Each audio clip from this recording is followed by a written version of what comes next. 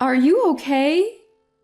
I found a pregnant woman on the side of the road, hunched over and breathing heavily through her shoulders. She was visibly in pain, her forehead sweaty and her hand gripping a handkerchief tightly. She said she was due soon, so I immediately called an ambulance and anxiously waited for its arrival. Could you contact my husband for me?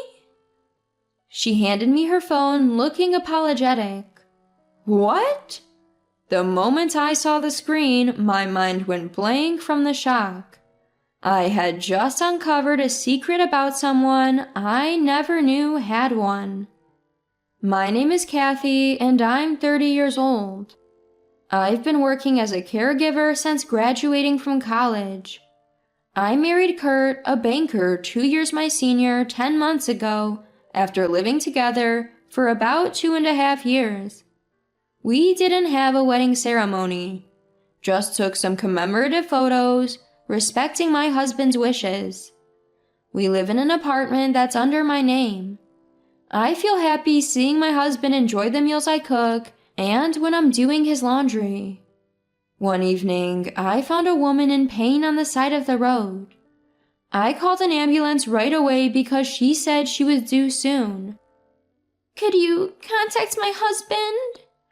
She handed me her phone while enduring the pain. The name Kurt was displayed on the screen, and it was the same as my husband's. I called her husband, feeling puzzled. Hello? Hi, your wife asked me to call you. She seems to be going into labor. Thank you. Is she okay? Yes, the ambulance should be here soon. The voice on the phone was unmistakably my husband, Kurt. He thanked me multiple times, not realizing it was me. After hanging up, I was confused but pretended to be calm. I can't say, but I'm worried. Could you give me your contact information? She immediately gave me her phone number. My name is Lily Moat. What's yours? Hearing her share the same family name as my husband, I was even more shaken. This family name is rare, so I was convinced that the pregnant woman's husband was my husband. I gave her my mother's maiden name, Highland, pretending to be someone else. After making sure she got into the ambulance, I returned home. My husband wasn't there, although he usually would be by this time. I tried to call him but couldn't get through. Soon after, I received a message from him. Sorry, I'm still at work. I'll be late. I knew something was off. It didn't seem like the pregnant woman was lying, so what on earth was going on? I sorted out my confused mind, but my suspicions about my husband only grew stronger. That night, he didn't come home and didn't respond to my messages. I'm drinking with my boss and colleagues at his house. It's going late, so I'll stay here tonight. With that, my husband abruptly hung up the phone. I know he's really at the hospital. Each lie made it harder for me to trust my husband, and I felt miserable. That night, he didn't come home and he didn't respond to my messages. This had never happened before. Doubts about my husband, whom I had never questioned before, suddenly flooded my mind. I'll uncover all your secrets. The next day, I had a day off, so I went to his supposed workplace, a bank. He was nowhere to be found. I asked a woman at the counter and she said, "No employee by that name works here." But he said he worked here. I left the bank stunned. That night, my husband came home with my favorite cake.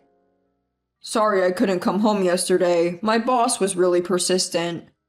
It's okay, work commitments can be tough. I'm so glad I married you, Kathy. You understand. His words made my face tense up involuntarily. Even as I began eating the cake he bought to cheer me up, it didn't taste good. I snooped through his bag while he was showering, and found his business card. It listed a construction company, not a bank. He lied about working at a bank? I was too shocked to think and just stared at the card. How could my husband, who always seemed so kind, lie so blatantly? I wanted to confront him right away, but decided to gather more evidence. The next day, I called the construction company pretending to be a business associate. The woman on the phone said, "He's on paid leave. His wife just gave birth." I felt suffocated. What does that mean? I'm his wife. After hanging up, my hands were still shaking. I had no close friends to ask for more information. Aha! I thought of checking official records and headed to the city office. I'll find out the truth. But the woman at the counter said, "You can't get those records unless you're family." I checked my own records and found my maiden name still listed. So, legally, I'm single? The reality was too shocking. I felt weak and my heart raced. Then I remembered the day we filed our marriage certificate. I wanted to submit the marriage certificate with him, but he was particular about the date we started dating. I had been busy at work and had entrusted my husband with filing it. I can't believe he didn't file it.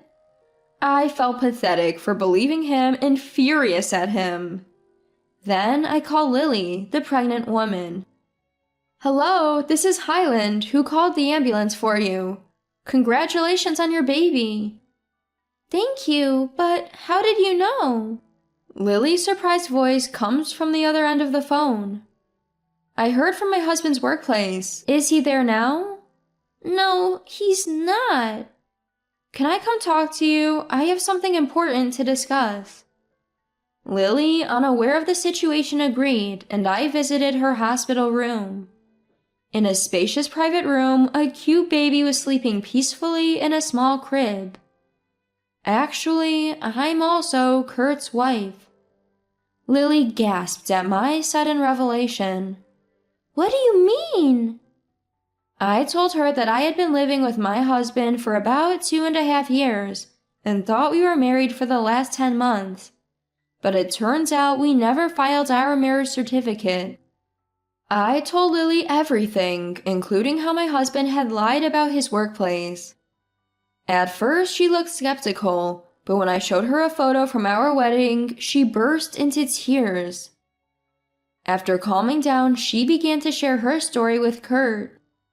They had been married for 5 years, living with her parents, and he was a good husband who came home early to help with chores.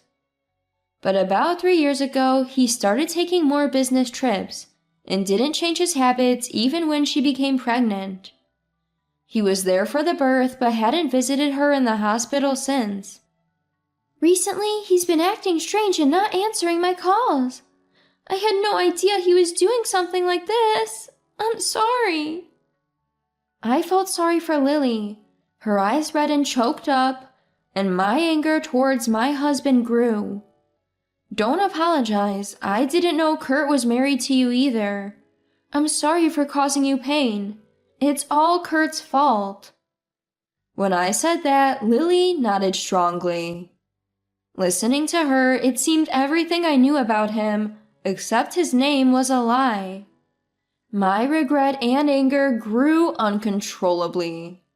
Aha! I came up with a plan and proposed it to Lily. "That's a great idea! I'll help." From that day, Lily and I communicated multiple times a day. We shared when Kurt came home, when he left, and even the contents of our calls and messages with him. Unaware, Kurt continued his selfish lifestyle, lying to both of us. His nightly, "I love you," used to make me happy, but now it just gave me chills. As days passed, my affection for Kurt cooled, and I began to find him repulsive. Finally, we decided to execute our plan on his birthday. I rented a private room at a restaurant owned by an acquaintance. Lily lured Kurt there, saying they were celebrating.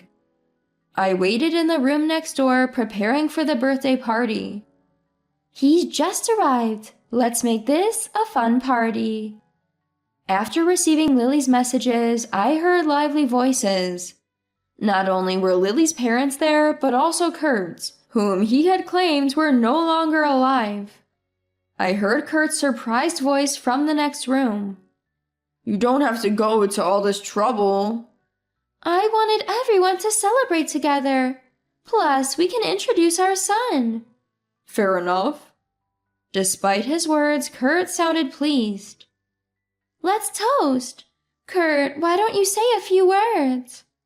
I'm not good at this. His shy voice drew laughter from the crowd. Thank you for gathering for my 38th birthday. With the birth of my son, I'll work harder not just as a husband, but also as a father. Cheers. The sound of clinking glasses filled the room. Then the door opened and crackers popped, followed by a chorus of congratulations. I had also invited his co-workers for a surprise. His voice sounded surprised but happy. The biggest surprise is coming. Just wait. Haha. I lit the candles on the birthday cake I had prepared. As the room filled with cheerful chatter, the lights suddenly went out, and Happy Birthday to You began to play. Guided by the faint candlelight, I slowly approached Kurt and placed the cake on the table. Who's that? Instead of looking at the cake, Kurt squinted at me. Kurt, happy 38th birthday! Now blow out the candles! Urged by Lily, he blew out the candles. Applause erupted, and the lights came back on. At that moment, our eyes met. He jumped up as if he had seen a ghost. Why are you here? I came to celebrate your birthday. Isn't it natural for a wife to celebrate her husband? As I said this with a smile, his face turned pale, and the room fell silent. Wait, what's going on? Really? We should be the ones asking that, right? Exactly. Lily nodded in agreement with me. Realizing we were in cahoots, Kurt's eyes widened, and his mouth opened and closed in disbelief. Kurt, explain yourself. To us and to everyone here. He tried to escape but found my parents standing guard at the door. Seeing them, he stumbled and fell on his butt. Mom, Dad. You have no right to call us that. Don't even think about running away. Dragged back by my father, Kurt stood before everyone, tears in his eyes. My father-in-law grabbed him by the collar, demanding an explanation, while my mother-in-law cried. The crowd began to murmur as they grasped the situation. Kurt, showered in cold stares, remained silent. Finally, I confronted him. You said you'd show the marriage certificate, but you never did. You were already married to her, so you couldn't, could you? Not just that, everything you told me was a lie. I couldn't choose between you and Lily, so I kept both. You've got to be kidding. Kurt tried to explain, but his words were incomprehensible. Then Lily, who had been quiet, spoke up. What do you want to do now? I have a newborn son. I want to continue as we have been. Don't joke. You can't use our child as an excuse to choose me now. Lily presented him with completed divorce papers. He pleaded tearfully to stay with his child, but she refused. Then he turned to me. Kathy, let's start over. I'll file for divorce and we can get married. Like I would ever say yes. Please, Kathy. No, the man I married isn't you. I don't know you. I swear I'll never do this again. I can't trust you. He had no comeback and began to cry. I'll be seeking $20,000 in damages. Make sure you pay. Kurt looked away and finally agreed to pay as he felt the cold stares from everyone. His coworkers left without a word, clearly disappointed. Surrounded by our families, Kurt apologized profusely, but no one forgave him. Lily and I exchanged a knowing smile at his pathetic state. Later, Kurt came to my house and rang the doorbell for a while, but I ignored him and he left. Lily filed for divorce, seeking $30,000 in damages and $1,000 a month in child support. Kurt resigned from his job as the story spread, and even his parents disowned him. With no one to turn to, he took multiple part-time jobs to pay the damages while living in capsule hotels. As for me, I found more fulfillment in my job as a caregiver, now able to work night shifts. Lily and I became good friends, and visiting her home to hold her son has become my greatest joy.